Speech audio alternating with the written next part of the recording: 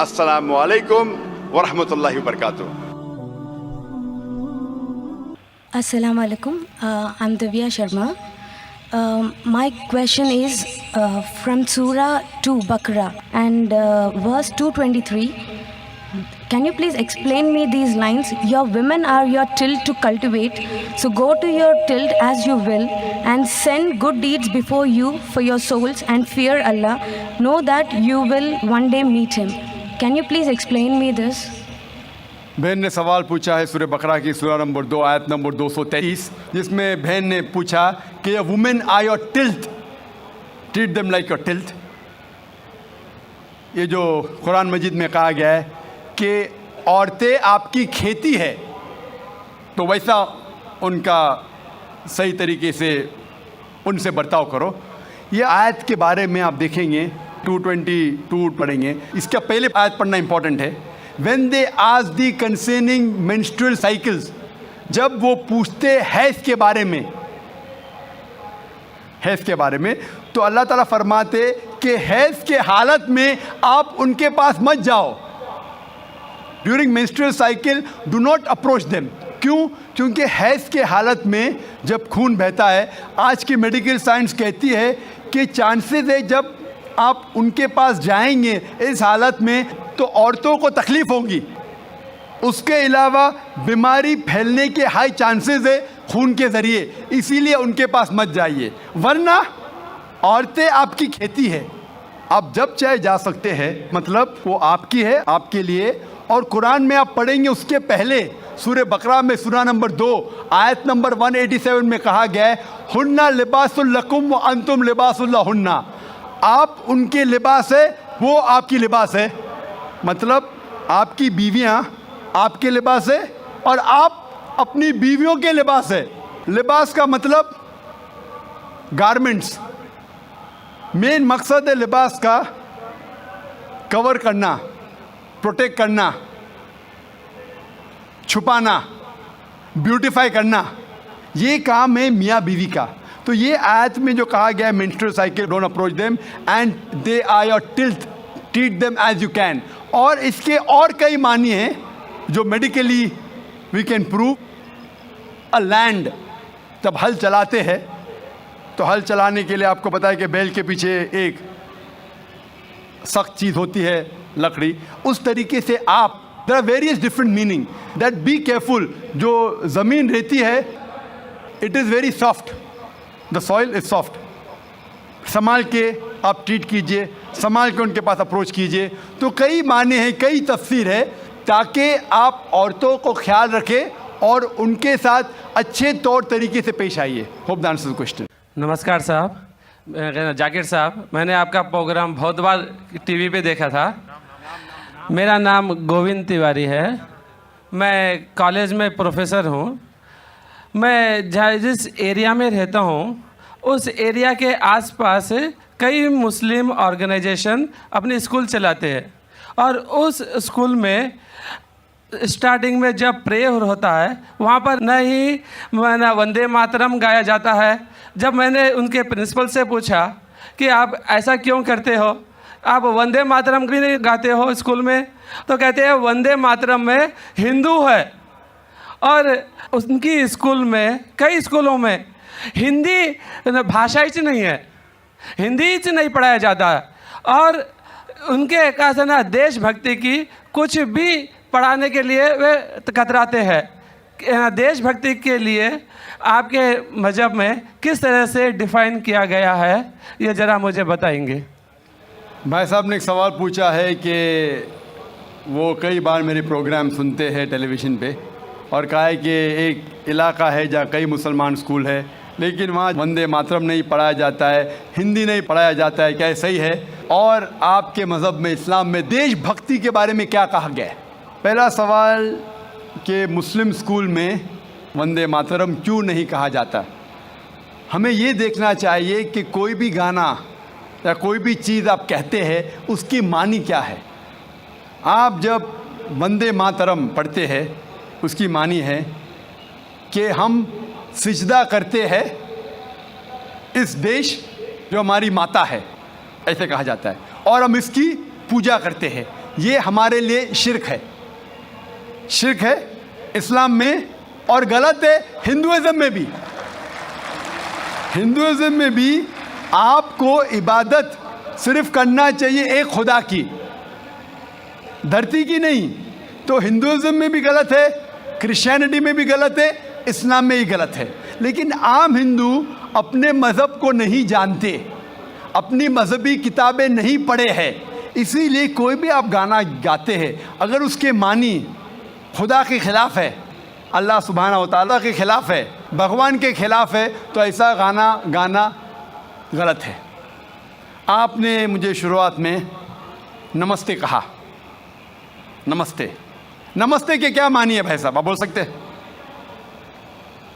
नहीं पता क्या मानी है? माइक्रोफोन ऑन कीजिए ज़रा भाई साहब का।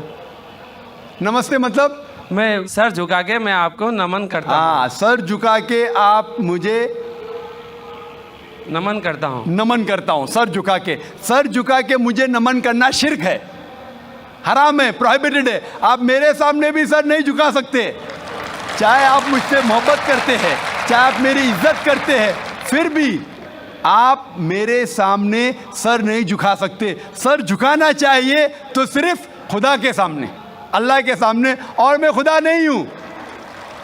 आप जानते हैं, आप मेरी इज्जत कर सकते हैं, मेरी बात जो मैं कहता हूँ उसके ऊपर अमल कर सकते हैं, लेकिन आप मेरे सामने सर नहीं झुका सकते। इसीलिए मैं जवाब में आपको कहूँगा अस्सलाम वालेकुम, आप पे सलामती हो, आप पे सलामती हो।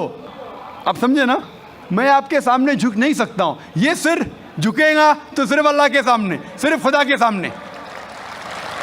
तो आपने बड़प्पन में मुझे कहा, लेकिन अगर गलत चीज़ कहा तो मैं वापस से जवाब नहीं दे सकता हूँ, क्योंकि मैं जानता हूँ जो लोग नहीं जानते वो ऐसे हरकत कर सकते। मिसाल के तौर पे 1 महीना पहले मैं जब बॉम्बे एयरपोर्ट पे था तो एक औरत, हिंदू खातून, मुझे पूछी कि आप डॉक्टर जाकिर नाइक है?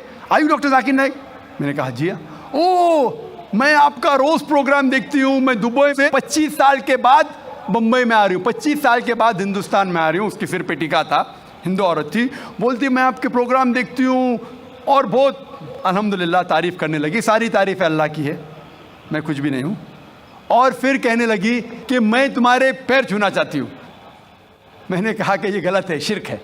तो बोले क्यों? वही जवाब मैंने दिया, आप जो भी कहो मैं आपकी बात मानूंगी। तो मैंने कहा आप कुरान मजीद पढ़िए, कुरान मजीद पढ़िए और इसके ऊपर अमल कीजिए। और मैंने तकरीर दी है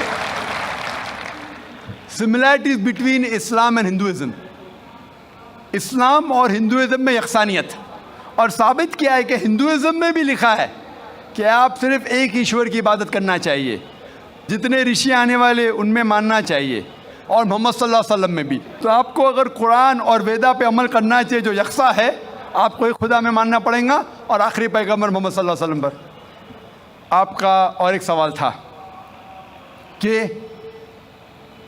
हिंदी क्यों नहीं पढ़ाई जाती है, हिंदी मुस्लिम स्कूल में क्यों नहीं पढ़ाई जाती है?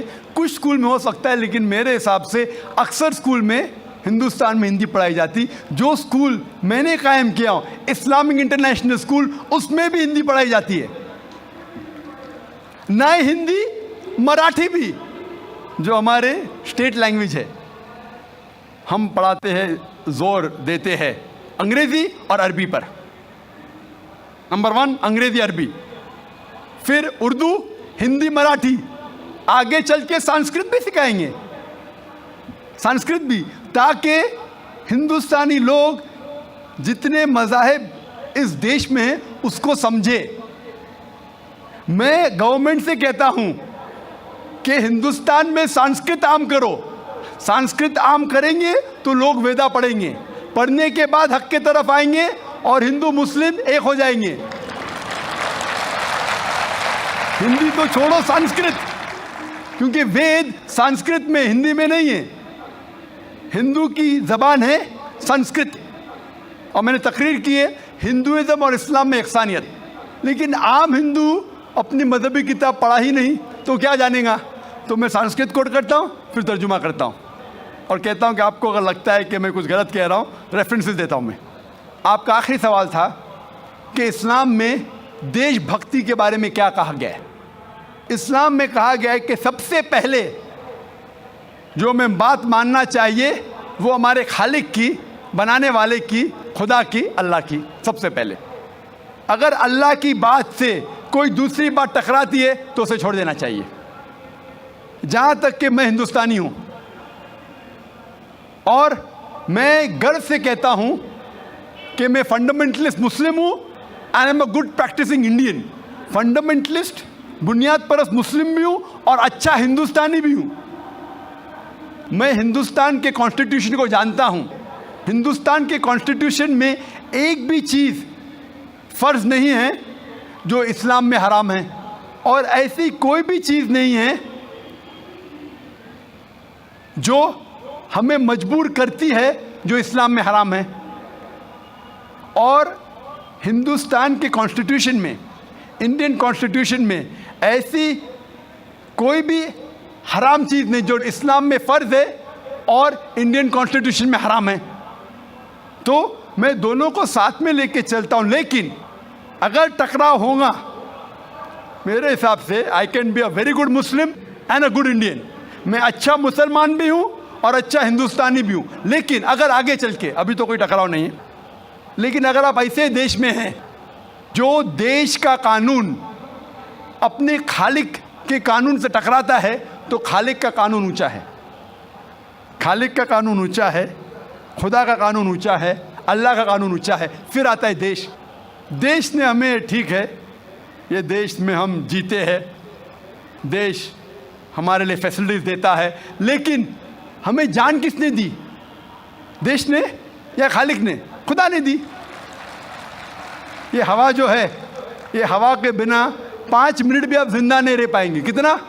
5 मिनट भी नहीं जिंदा रह पाएंगे। किसने दी? देश ने या अल्लाह ने? खुदा ने। देश ने भी हमारे लिए अच्छे काम किए। मैं देश के खिलाफ नहीं हूँ, मैं भी देशभक्त हूँ। देशभक्त के मानी क्या? अगर आप बोलते देशभक्त मतलब देश की इबादत करना, तो मैं देशभक्त नहीं हूँ। अगर देश की तरक्की चाहता हूँ, हाँ मैं हूँ देशभक्त।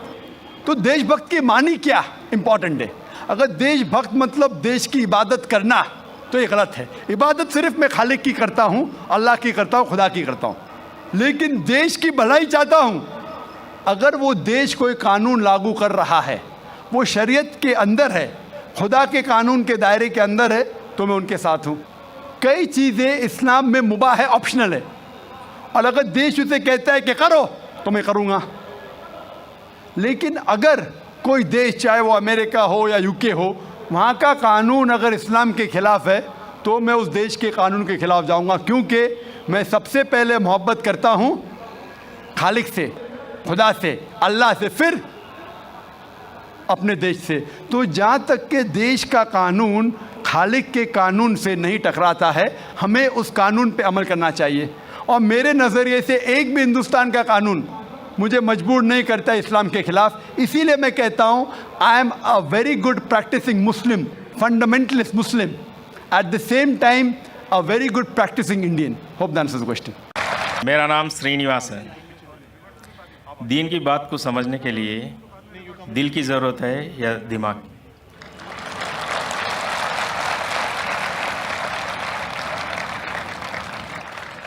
भाई साहब ने अच्छा सवाल पूछा है कि दीन को समझने के लिए दिल की ज़रूरत है क्या दिमाग की? दोनों की ज़रूरत है, दिल की भी और दिमाग की भी। दोनों का कनेक्शन है। दिल की भी ज़रूरत है, दिमाग की भी ज़रूरत है। अगर सिर्फ दिल की बात मानने को कहे और कोई इलॉजिकल बात कही जा रही है, बोलो दिल से मैं मानता हूँ 2 + 2 3 है, 2 + 2 5 है। आपको और कुछ इजाफा करने का सवाल में? जी हाँ, बोलिए। मैं आपका प्रोग्राम सुनता हूँ। रब्बी स्रोली सदरी वयस्सिर अमरी वाहलुल उक़दतम मिन लिसानी यफ़क़हू क़ौली। तो सेंटर क्या है? भाई साहब गैर मुस्लिम है और मेरे प्रोग्राम भी देखते हैं और पूछ रहे हैं कि जब मैं हर तकरीर को शुरू करता हूँ तो अल्लाह ताला से दुआ मांगता हूँ, रब्बि इश्रह ली सदरी वयस्सिर अमरी वाहलुल उक़दतम मिन लिसानी यफ़क़हू क़ौली, जिसके मानी है रब्बि इश्रह ली सदरी, या अल्लाह सुब्हानहू व तआला, या मेरे रब, मेरे सदर, मेरे सेंटर, को बुलंद करो। रब्बि इश्रह ली सदरी वयस्सिर ली अमरी, और मेरे काम को आसान करो। और जो बैरियर है, रब्बि इश्रह ली सदरी वयस्सिर ली अमरी वाहलुल उक़दतम मिन लिसानी यफ़क़हू क़ौली, और जो बैरियर है, जो बीच में रुकावट है मेरे और ऑडियंस के बीच में, उसको ख़त्म करो ताकि लोग मुझे समझ सके। ये जो सदर का लफ्ज़ है, इसके अंदर सदर का लफ्ज़ होता है, एक मानी है सीना, ब्रेस्ट, एक्सपैंड में ब्रेस्ट। सदर के मानी सेंटर भी है। तो आपने जो सवाल पूछा था कि काम दिल से लेना चाहिए या दिमाग से, तो ये दो मानी है। सदर में है दिल, चेस्ट के अंदर दिल, और ये सेंटर में है दिमाग।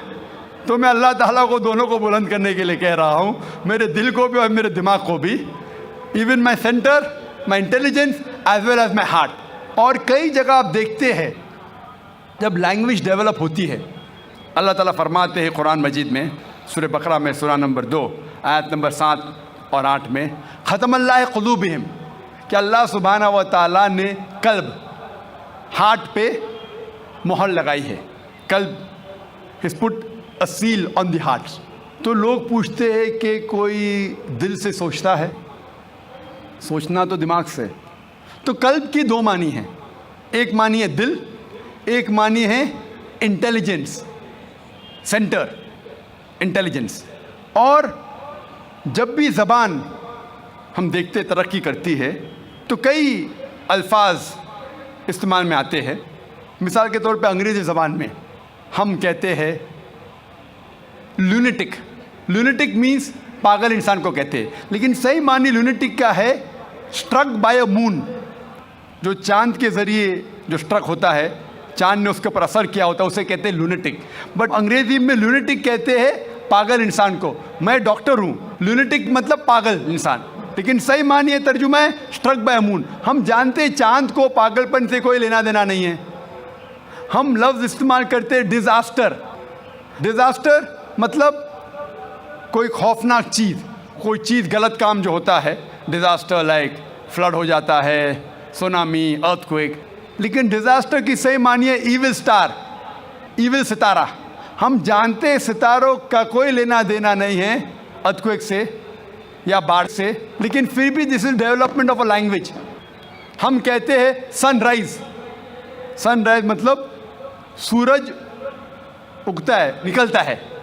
हम साइंस में जानते हैं सूरज ना राइज होता है ना सेट होता है, फिर भी हम सनराइज और सनसेट कहते हैं।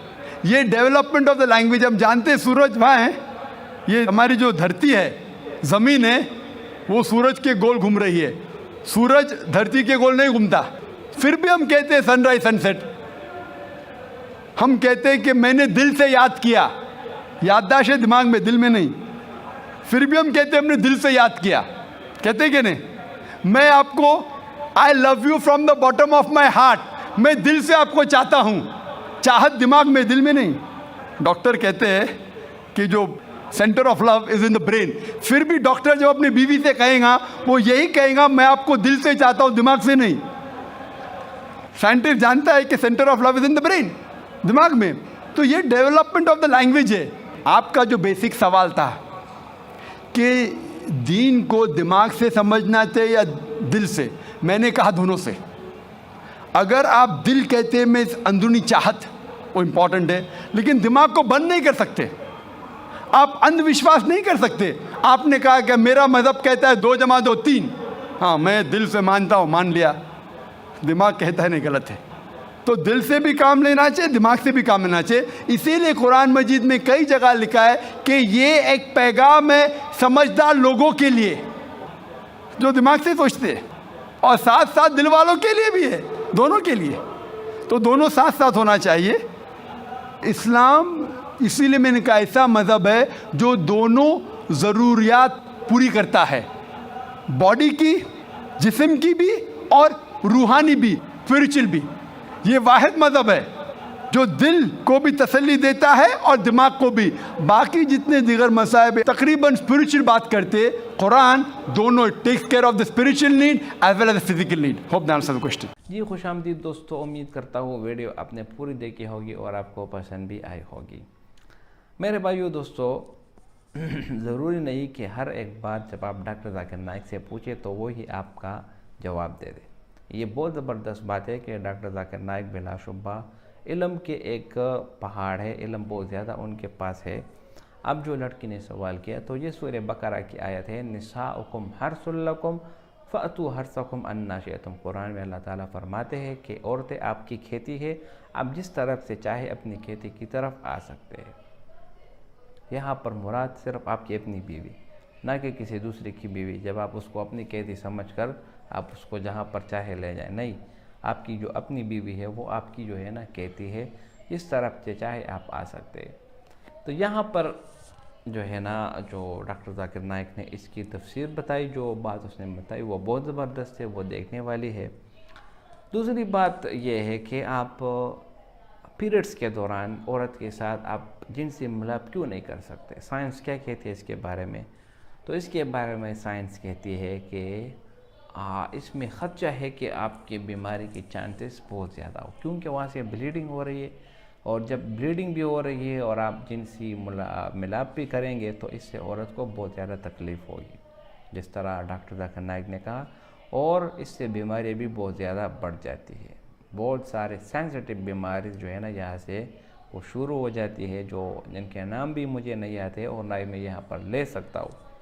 कुरान ने आपको हुक्म दिया कि आप उसके नज़दीक ना जाए। कुरान में अल्लाह ताला फरमाते हैं, यसअलूनका अनिल महीज़ कुल हुवा अज़न फ़अतज़िलुन निसाअ फ़िल महीज़, कि औरतों से इन हैज़ के दौरान आप दूर ही रहो तो अच्छा है। तो मेरे भाइयों दोस्तों, पीरियड्स के दौरान औरत के साथ आप जिनसी मिलाप बिल्कुल भी नहीं कर सकते, और ये कुरान का फ़ैसला है। दूसरी तरफ जो निसाउकुम हर्सुल लकुम की आयत है, उसकी मफ़हूम भी यही है। अगर आप कुरान के तफासिर देखें तो उसमें यही लिखा है कि औरत आपकी जो है ना वो खेती है, आप अपनी खेती में जिस तरफ चाहे आ सकते हैं। आप साइड से, ऊपर से, नीचे से, जो आपको अच्छा लगे वो आप कर सकते हैं। और इसका बेहतरीन तरीका यह है कि अगर आपको इसकी तफसीर जानना हो तो आप अपने किसी मोहल्ले में या अपने मस्जिद में कोई जय्यद मुफ्ती या जय्यद आलिम दीन से आप इसकी राय ले सकते हैं, इसकी तफसीर ले सकते हैं, तो इंशाअल्लाह आपकी रहनुमाई होगी। उम्मीद करता हूँ वीडियो आपको पसंद आई होगी। अगर वीडियो आपको पसंद आए तो इस चैनल को सब्सक्राइब करें। बहुत शुक्रिया।